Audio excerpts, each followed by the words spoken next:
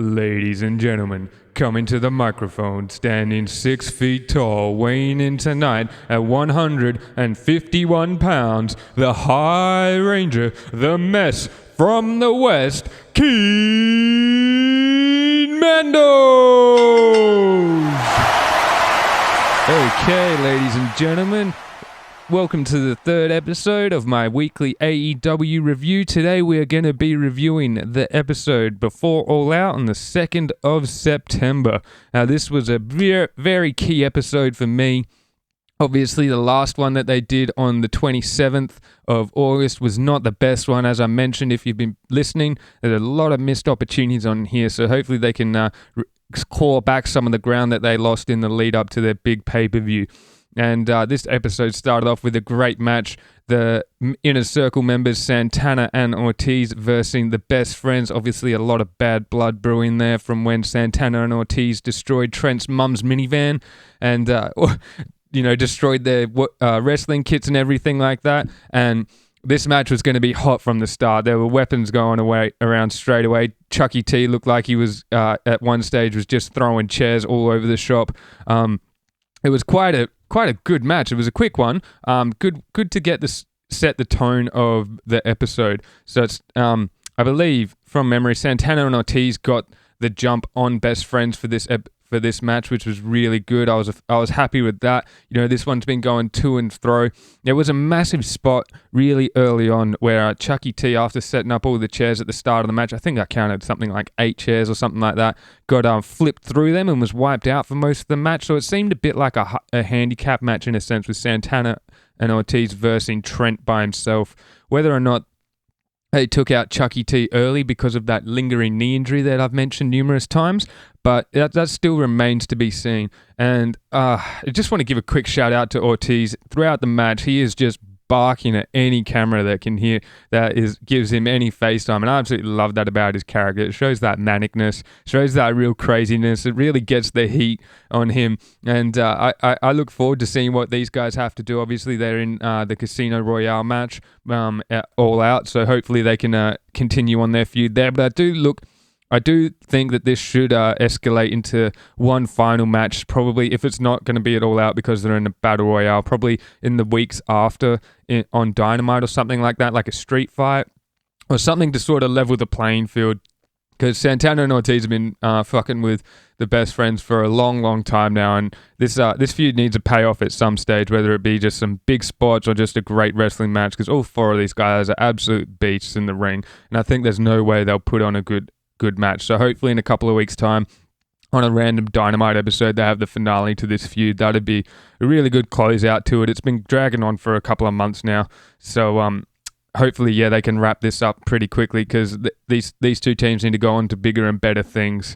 The next match after the tag match, for everyone in it was a face, which seemed a bit weird. Obviously, so it was SCU and Private Party teaming together with Jurassic Express and the Young Bucks. Now, I know the Young Bucks are slowly but surely turning heel, but in this match, they showed off some heel characteristics. They didn't want to tag in Jurassic Express. They dominated most of the match and were, again, a lot more physical than they have been in previous matches that I've seen them, which was really good to see.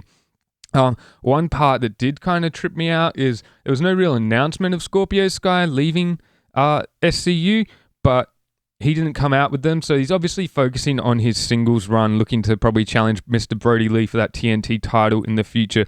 But again, the likes of SCU and Private Party, that's a talented team right there. I'm not sure what they're going to do with any of these guys. It was obviously not obvious, but you could see that from the outset, the Young Bucks were never really going to... Any match that the Young Bucks are in, it's pretty difficult to see them losing at the moment. So the winner of this match would verse each other at All Out. So it would either be SCU versus Private Party or Jurassic Express versus Young Bucks at All Out. So it was really weird seeing so many faces compete against each other. Obviously, they have the semi-heels in the Young Bucks, I guess, so it's not really all faces versing each other, but it was a bit weird for me. Like, you're cheering for everyone, there's no real booing, and the Young Bucks tried as hard as they could to get some heat on them throughout the match, but in the end, it was a pretty much foregone conclusion. Again, another great showing from the big man Luchasaurus. I expect big things coming from him in the future. And Jungle Boy, Jack Perry as well, had a really great showing when they finally got into the ring. So that was really good. I imagine if now that they're versing the Young Bucks at All Out event, I do think the winner or even the loser of that match could be in line for an AEW World Title shot for the tag team soon. They probably both deserve it. It's going to be interesting to see who gets it in the booking, but part of me really wants to see the Young Bucks versus either Hangman and Kenny or FTR, or even, and again, I also want to see Jurassic Express versus either of those teams. It'd be interesting to see what happens in the weeks after All Out, depending on who wins the tag team title match. As you can hear, I'm going through this pretty quickly. I just need to catch up on everything. I've been a little bit behind, been a bit lazy, so this one's going to be a quick rapid-fire one, so it's going to get everything that happened out as quickly as I can with a little bit of analysis. After the 8-man tag match, Kenny Omega had an interview, which I do not like him on a microphone. He's just too stale, and I get he's trying to... He's tweening at the moment. He's trying to work out which way he's going to go, if he's going to be with Hangman or if he's going to be with the Elite and whatnot.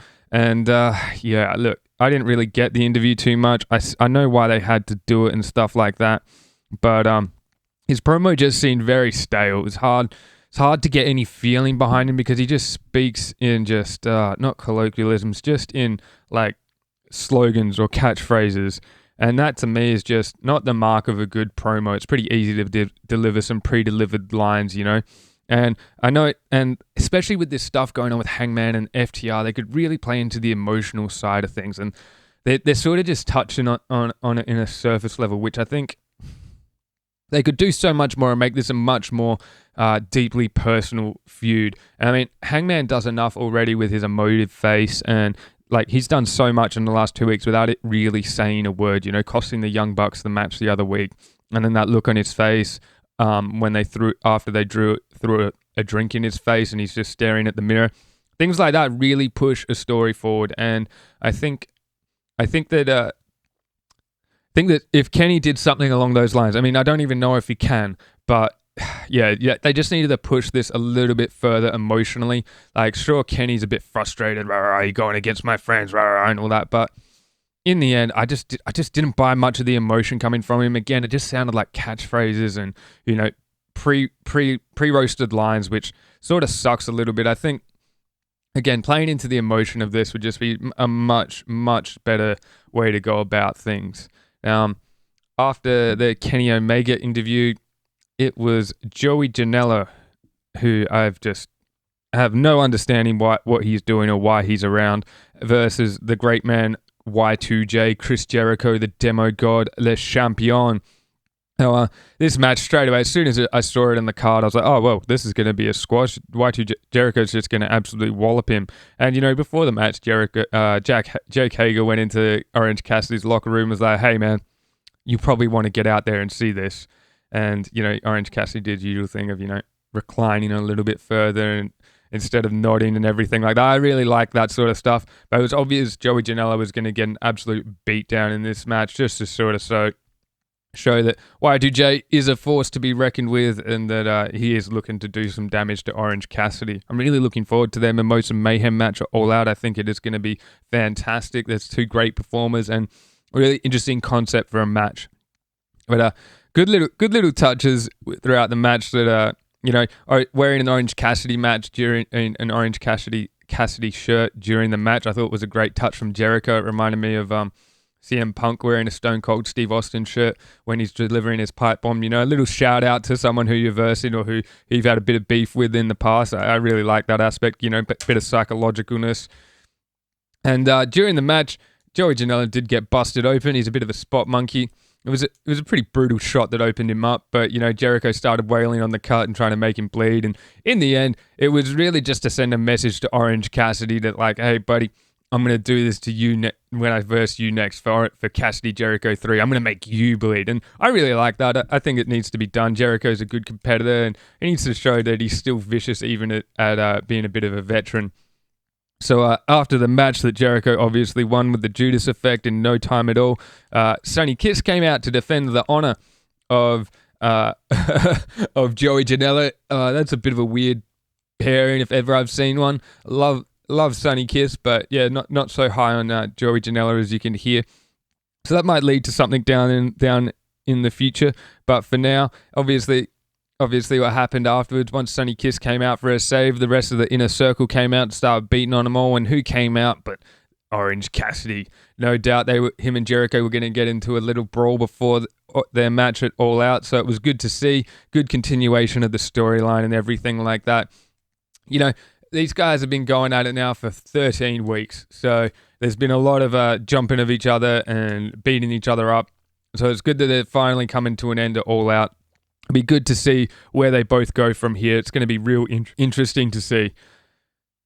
After the match, they went to one of their picture-in-picture breaks, and Sammy Guevara, the Spanish god, cut a promo during the picture-in-picture ad break. Matt Hardy was shown a couple of times, watching over him and everything like that. Very bizarre. I wasn't a fan. I think something like a mid to high level tier feud, which this is, Sammy obviously being a young superstar within AEW and Matt Hardy being one of the legends who've come over from the other company. It deserved better. They deserved to actually be on camera for this promo. And I mean, Sammy does that weird things with the big cards with writing on them rather than talking. And I mean, I don't mind it, but there's better ways to do things. I think he's pretty good on a microphone. He plays that cocky young guy pretty well. And yeah, seeing these guys do this, cut their promo in the middle of an ad break was a bit like, they both deserve better than this, This match at All Out, the Broken Rules match, is going to be absolutely chaos. It's going to be filled with absolute spot fest, and I imagine Sammy is going to get their shit beaten out of him by Matt at various stages. Who's going to come out with the win is still beyond me, but yeah, they needed a little bit more to rev up this match. Obviously, there's a lot of bad blood between the two of them, so doing this in just a picture-in-picture break, I thought sold the feud quite short. So that's a missed opportunity there from AEW, if you ask me. This one really could have been a hot one, really could have had some interesting strings pulled beforehand, whether or not they have a brawl and bust each other open or just do a wicked spot beforehand to sort of try and injure the other one before a Broken Rules match. But it is what it is. That again, I'm not a booker, so I don't control what's going on, which is which is plainly obvious because obviously I like things a little bit differently.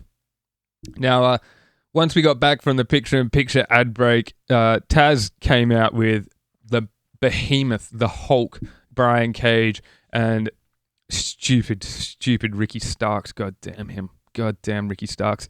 I'm absolutely sick of Starks hating on Darby Allin. I mean, these guys haven't really fought each other in a one-on-one match yet. I doubt they ever will the way they're going. They just seem to be jumping each other and trying to murk each other, doing drive-bys and stuff like that, which, I mean, is obviously going to culminate in a extreme match sometime, somewhere down the path. But if I'm honest, this has been going on for so long, I've actually forgotten what they're even fighting about. I don't quite get it. Ricky Starks he's the future in some sense, but Darby Allin is a tried and tested performer for this company. I don't think I've seen Starks actually go in a match yet and do anything. He's usually, he got slammed on some thumbtacks a few weeks back. That's right.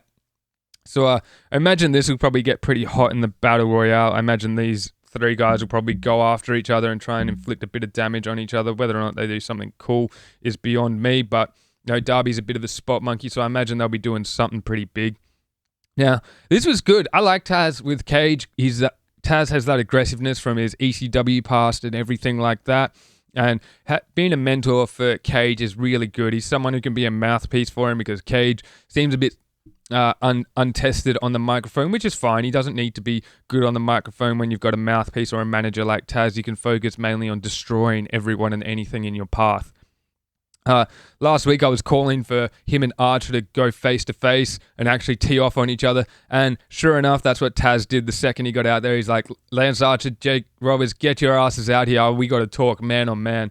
And I was stinging for it, and sure enough, these two big boys started swinging at each other, and it was fantastic. It really helped hype up the Casino Royale match between these two leading contenders, Archer and Cage. It is going to be one of them that wins it. I think the only other person who's in for a chance to win it is Eddie Kingston. And I mean, sure enough, who came out after a few minutes of yakking on? Eddie Kingston, Butcher, Blade, Phoenix, Penta and Eddie all strolled out and put their hats in the ring for the Casino Royale and were trying to talk each other up. And then this shit just descended into chaos. Everybody came out for a fight. Everybody. Every contestant. I saw Billy Gunn. I saw the Best Friends. I saw Cage. I saw Archer. I saw... basically everyone was involved in this brawl. Darby Allin came out and, did his thing with Ricky Starks again. God, I'm just waiting for this shit to end. I'm so sick of these two going at each other. They deserve better. Or Starks needs to show me something better, but Darby Allin definitely deserves something better.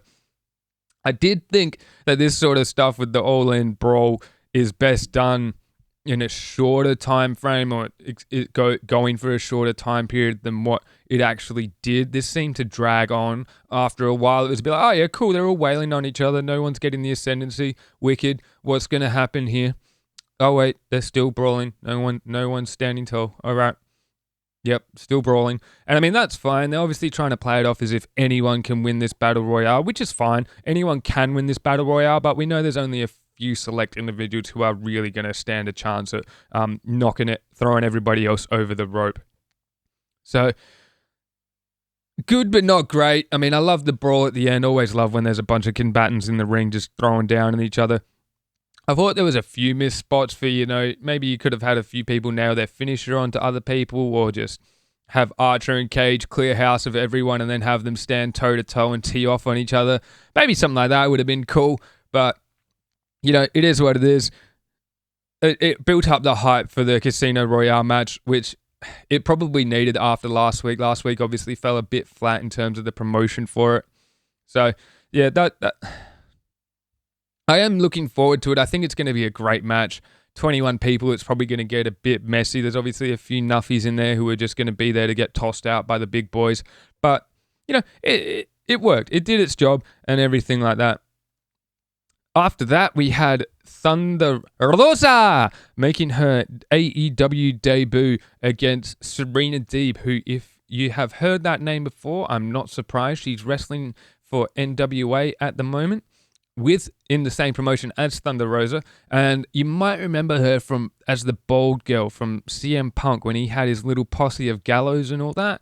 She was the bald girl there. Now I remember watching her go when she was with the other company, and yeah, sure enough, she's not bad. And I mean, it seems like they stuck her in a match with Thunder Rosa, sort of so that Thunder Rosa can get her offense out, and Serena can, she can hang with Thunder Rosa. Thunder Rosa is obviously going to win this match. There's no way the champion's going to get pinned on a rival show or anything like that by a contender. So that was a foregone conclusion. That one just writes itself. But it was good to showcase what Thunder Rosa is all about, because Serena Deeb can take some hits, can throw some hits, and it really was a backwards and forwards match. Really, really good spot. I think it was good to see Thunder Rosa's skill set. If you haven't seen her before, I highly, highly, highly recommend you check out this match with Serena Deeb. It wasn't her best match, but you got to see what she was all about. And her match against Sheeta, I am looking forward to it probably almost as much, if not more, than any other match in All Out. This is going to be an absolute barnstorm. I probably expect it to be one of the top 3 matches of the night, along with FTR and Hangman Page, and probably the world title match with MJF and Moxley, who I will get into very shortly. But again, back to Thunder Rosa and Serena Deeb. It was good to see 2 NWA talents featured on this show. I'm a bit perplexed as to why they didn't have an AEW talent go against her. Someone like Eva Lise or Abandon or something like that would have been really interesting. Obviously, again, no chance of pinning the champion. She's the champion for a reason. They got to build her up to look strong against the AEW Women's Champion. But, even Sheeta could have come out there and, been on commentary or pulled up a chair and watched from ringside or something like that. She wasn't even shown in the crowd beforehand, sort of scouting out her opponent, so to say. So they were little things that I think could have really added to the match, but it was still a good showcase of what Thunder Rosa is all about. And I'm very happy that I got to see that before All Out.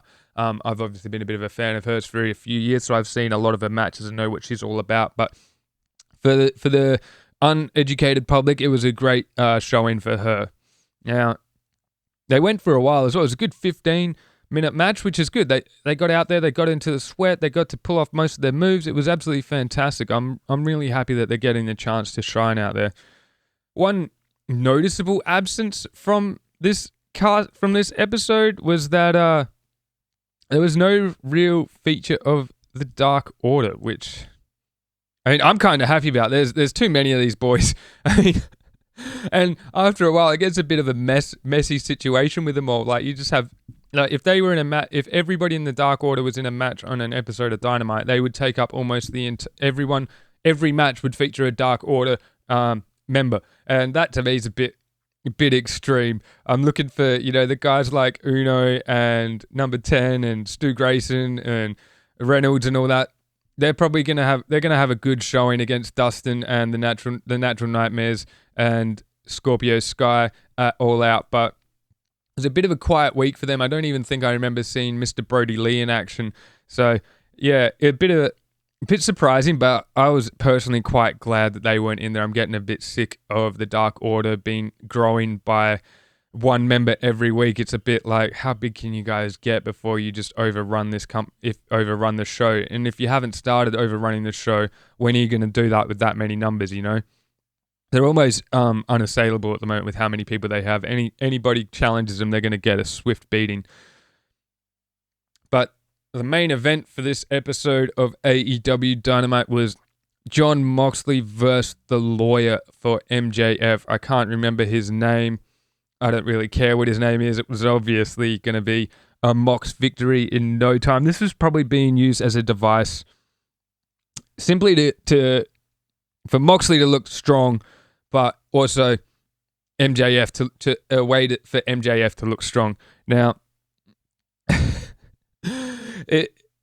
there was not much offense from the lawyer. I think he got a couple of eye pokes in and maybe a low blow, but we all knew which way this is going to be. This is going to be a quick squash match with Moxley probably toying with the lawyer for most of it, and then finally landing the banned paradigm shift to get the victory, which is exactly what happened. Not that anybody was expecting any different. I mean, it was kind of a funny match. There was a few, slapstick spots in there with the lawyer trying to run away or poking Moxley in the eyes and stuff like that. I knew shit was going to go down as soon as Wardlow came out with the lawyer. It was a bit like, oh yeah, that's a foregone conclusion. Wait for the bell to ring at the end of the match, and here comes Wardlow. Sure enough, to absolutely just nail the F10 on Moxley, which, by the way, hell of a finisher. Jesus Christ. It's like, obviously it's a play on the F5 from Brock Lesnar and whatnot, but damn, watching Wardlow do it, he is a scary individual. I think he might have the best. Him and Cage would probably go head to head with the best traps in AEW. Jesus Christ.